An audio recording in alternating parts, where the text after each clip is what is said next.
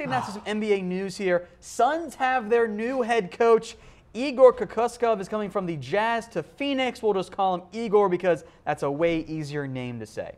And you know what this means? And we can yell Igor at the top of our lungs all the time. So I want to point out a couple facts that we have here on the graphic. Our first note, he was the coach for the Slovenian national team. He is the first ever European-born coach in NBA history. In fact, he's the first ever coach outside of North America to ever be a coach in the NBA, or head coach, I should say. But do you know who else he has coached?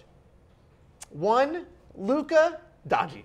Pencil it in. Luka to the Suns. Luka to the Suns. Done deal. There's no other reason for them to have hired this guy except for the fact that he is already coached Luka Doncic. Instant reaction was like, they're going to bring him in.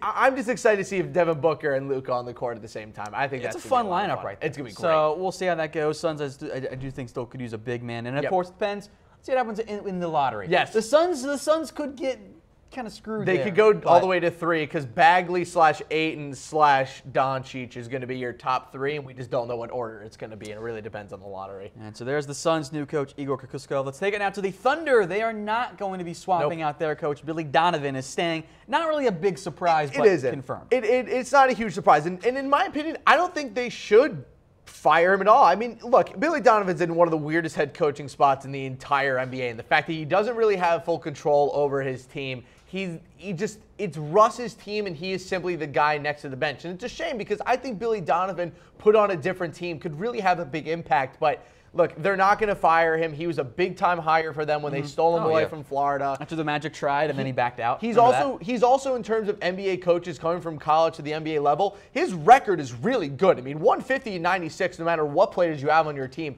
is a good record for any college coach coming to the NBA. So, look, they have a good coach. They have a good core. There's no reason to break it up. Just blame Melo because it was Melo's fault all along. Who we'll get to here in a little bit. But next up, the Spurs and Kawhi, they have not met yet. More Leonard San Antonio drama here. This is like when you're in college and you have an ex-girlfriend who you also go to class with, and you see each other in class and you're like, yee, I don't really want to talk to you right now. Because Kawhi Leonard's back in San Antonio, and apparently the two haven't even talked yet, which I have to imagine was the most awkward thing in the NBA right now. It's a big city. It's a little bit awkward. It is a big city, but the Spurs know that Kawhi is in the city. Obviously, Kawhi knows that he has to call the Spurs, and they just haven't talked yet. I think it's super awkward.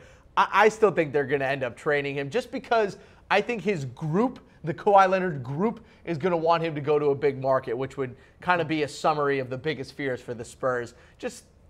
I say yes, and I want to know from you guys as well if you think the Spurs are going to trade Kawhi. I say yes. I think they're going to kiss and make up. Look, if Popovich got and was able to work it out with LMA, given how bad that relationship had become last year, they can work it out with Kawhi. I still have faith in the Spurs' ability. Not convinced. All right, let's take it then to some rumors here on today's show, brought to you by Autolist. It's the best way to shop for cars. You save so much time going to Autolist.com. It is. My mom just sold her old car that I was supposed to get, so now I have to buy a car. I'm only going to use Autolist. It's the only service I need. All the cars you need all in one spot, Autolist.com. To the rumors then, Paul George. Is he going to the Lakers, Harris? You're feeling kind of confident in this one. I'm giving this one 3 crying Jordan heads because it's going to happen. I'm sorry, OKC. Don't yell at me. But at this point, it's almost a complete certainty that he's going to leave. He was reportedly as good as gone from the Thunder. It has widely been rumored that he wants to play for the Lakers. And also, his off-court relationship with Russell Westbrook hasn't really been the best. I think that you've seen over the past couple of years that he's just, his off-court relationship with Russell Westbrook is quite good, but I don't think it's good enough to keep him there. And then also on the other side, OKC wants Melo to leave, and I think that's going to be one of the biggest kind of rumors of the offseason is what is OKC going to do with Melo? And right on cue. I'll give this 4 heads. Melo's gone. He wants them gone. Carmelo Anthony destroyed this entire season for the Thunder. They made one trade too many. They should have just gotten Paul George and left the team as it was because they got rid of a lot of their important bench players. They traded Dougie McBuckets, which they didn't need to do. Now we're dealing with Carmelo Anthony complaining to the media. I can't believe that it's gone this bad, though I should have seen it coming because Carmelo Anthony has proven for the past, 5 years in the NBA that he's become one of the biggest brats in all of basketball. And Anthony had to waive his no-trade clause just to come to OKC, and it's been a gigantic disaster. I think the Thunder are going to end up trading him. Though I will say this. There was a report that came out yesterday that said that the Thunder want to trade Melo and keep Paul George.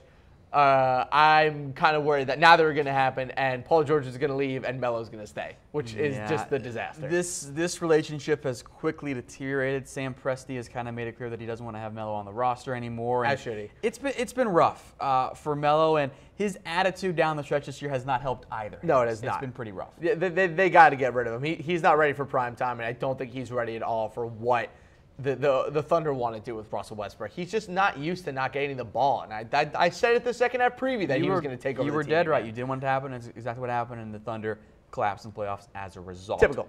One final rumor then, David Fizdale to the Knicks. I was wrong. Yeah, I was completely wrong because apparently David Fizdale wants to coach the Knicks, and the lovely Shams Charania, who has been who's been doling out all the information, helping out us young sports journalists and professionals. We're giving this one 3 heads. David Fizdale to the Knicks. Apparently the Knicks are enamored, and it is gaining serious traction.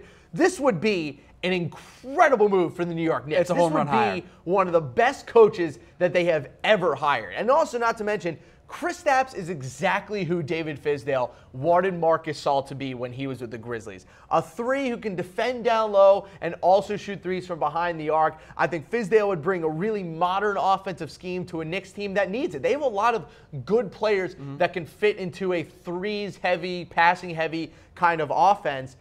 I would love this hire. I think, I had him ranked number 5 on the Knicks coaching hot board, simply because I didn't think that Fizdale would want to go to the Knicks. But if he wants to go to the Knicks, you sign him up right now. I'm saying I'd sign him to a contract tomorrow. Everyone wants Fizdale. He'd be the best coaching hire of the offseason.